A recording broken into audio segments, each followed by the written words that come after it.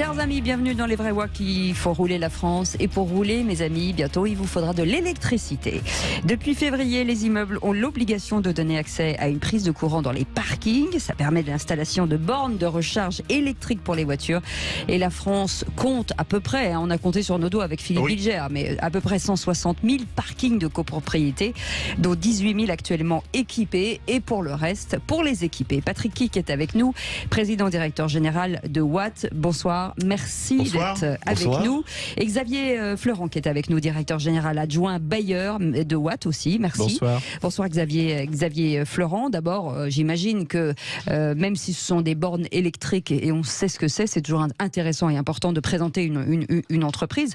Watt, c'est une jeune entreprise et aujourd'hui qui s'est déployée un peu partout. Ça marche très fort. Racontez-nous l'histoire. Et ça s'écrit W-A-A-T. Oui. W-A-A-T, effectivement. Et l'histoire est assez simple. On a créé l'entreprise il y a pratiquement 5 ans.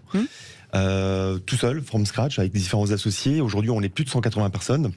Et on a choisi en fait d'être présent sur 3 segments de marché.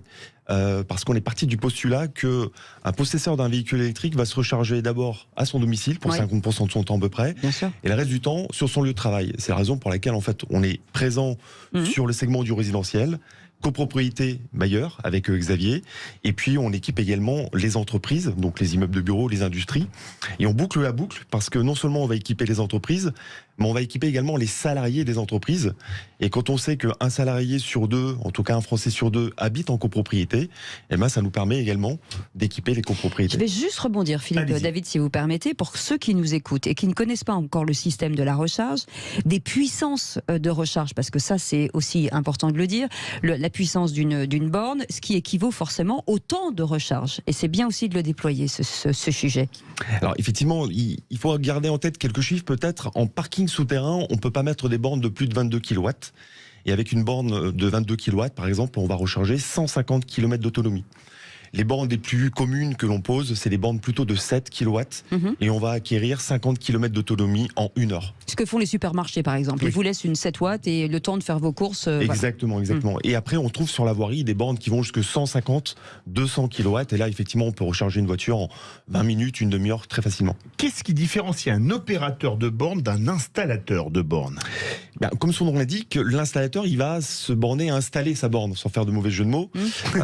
L'opérateur que nous sommes, on va non seulement installer la borne, mais on va aussi l'opérer. Que veut dire opérer une borne ? C'est assez simple. En fait, on va mettre un système de supervision en place qui va permettre 2 choses.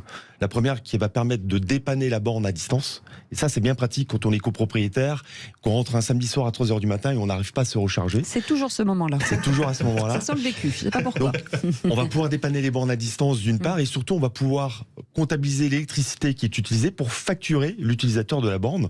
Alors, ça peut être un copropriétaire, mais ça peut être également un client d'un supermarché que l'on a équipé, et on va aller lui facturer sa consommation au réel. Watt est très performant en copropriété, pourquoi ? Alors, on est très performant en copropriété. Je laisserai la parole à Xavier sur la partie bailleur parce que, pour 3 raisons. La première, c'est que c'est un monde que l'on a la prétention de bien connaître, qui est un monde assez particulier. Les gestionnaires de copropriété, chez les syndics, ont le métier le plus difficile du monde, pratiquement. Ils doivent gérer vraiment énormément de choses au quotidien et on leur met dans leur escarcelle un métier de plus qui est celui des ventes. Donc on va les accompagner. On a une quarantaine aujourd'hui de commerciaux qui sont à l'œuvre, qui font les AG avec eux le soir. Donc on vient les supporter. Les assemblées générales. Les assemblées générales, pardon, effectivement. Ça c'est le premier point. Et puis le deuxième point, c'est que sur la partie copropriété, on a mis une offre qui met tout le monde d'accord. C'est une offre en tout cas sans financement pour la copropriété, donc pas d'appel de fonds, mais qui in fine, l'installation appartient à la copropriété. Xavier Fleurant pour réagir. Oui, effectivement, comme dit Patrick, donc moi je suis en charge de la partie bailleur. Quelques chiffres, aujourd'hui les bailleurs ça représente 5 millions de logements en France. Énorme. Et un peu plus d'1,5 million de places de parking, de places de stationnement, donc ça laisse un certain potentiel. Là, l'année dernière on a gagné un premier appel d'offres, le plus gros appel d'offres sorti par un bailleur, le client c'est l'association Foncière Logement, qui est une filiale d'Action Logement, qui nous a fait confiance pour équiper 500 immeubles, 500 parkings. Ah oui. Là. Donc là, on est en plein déploiement de ce qu'on appelle les infrastructures. C'est la colonne vertébrale de l'installation sur laquelle, après, vient se connecter les bornes, petit à petit à la demande. D'accord. Donc ça veut dire qu'aujourd'hui, ce qui est intéressant avec les bailleurs sociaux, justement, c'est qu'ils accompagnent aussi cette transition énergétique de l'automobile de demain. Enfin, je dis demain, c'est maintenant. Hein. Oui, c'est très important parce que les locataires seront des utilisateurs demain. Ils ont une voiture, donc les locataires de bailleurs sociaux utiliseront aussi des bornes. Mais comment ça se passe? Comment utilise-t-on une borne et comment l'utilisateur est facturé? Alors si on a un box, à la rigueur on ferme le box, mais là sur un parking dehors, le voisin peut peut-être se brancher sur votre T'appuies borne. sur le bouton, tu fais c'est moi, Cécile. Comment ça marche? De façon très simple, les bornes en fait elles sont verrouillées grâce à un badge, tout simplement. D'accord. Donc l'utilisateur, le propriétaire de la borne a un badge, il va l'utiliser uniquement parce qu'il a son badge. Et on va lui facturer effectivement l'électricité qu'il aura consommée.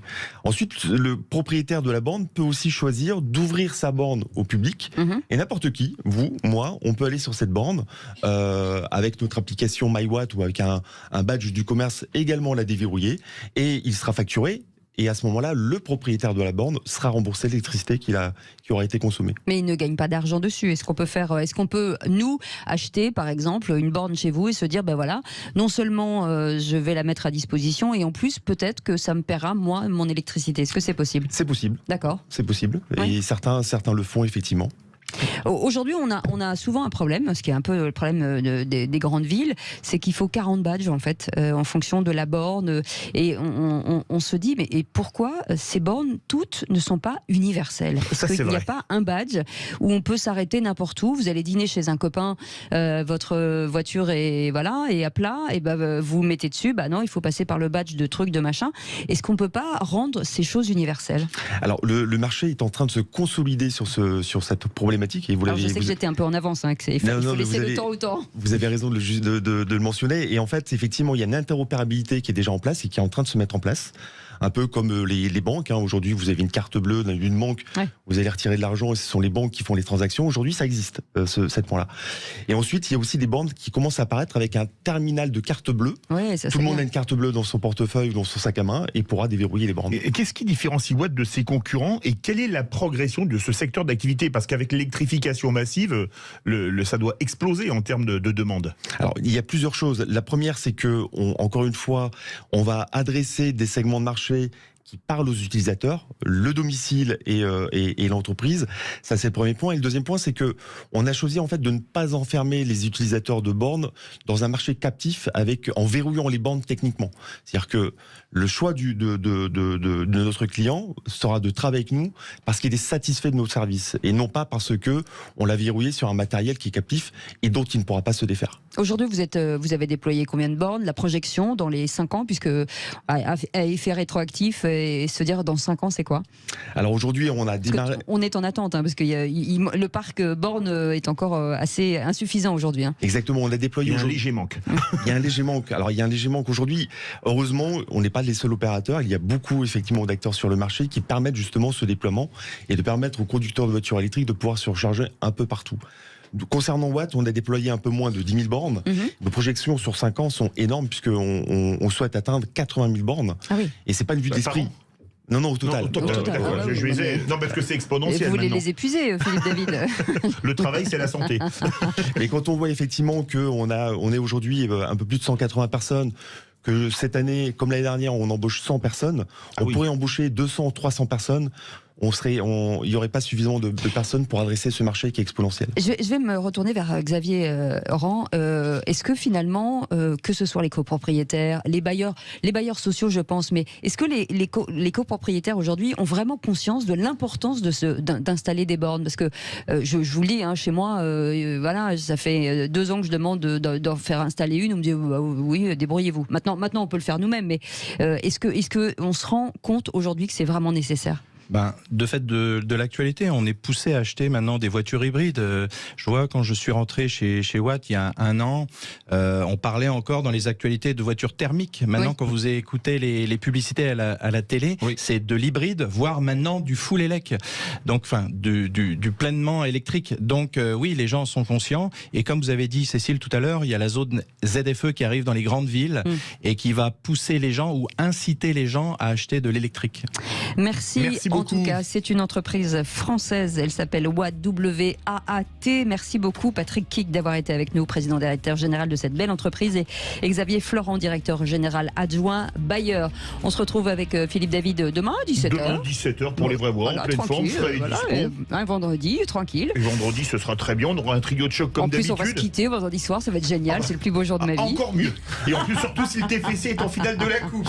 Dans quelques instants, le Love Music qui manque que je vous reçoit Stéphane et Lara, mais tout de suite, on parle de votre argent avec Conseil de famille, Stéphane Moller. À demain 17h et bravo à toute l'équipe. Voilà, merci à toute l'équipe de Sud Radio et des Vraies Voix. Salut, à demain, passez une belle soirée.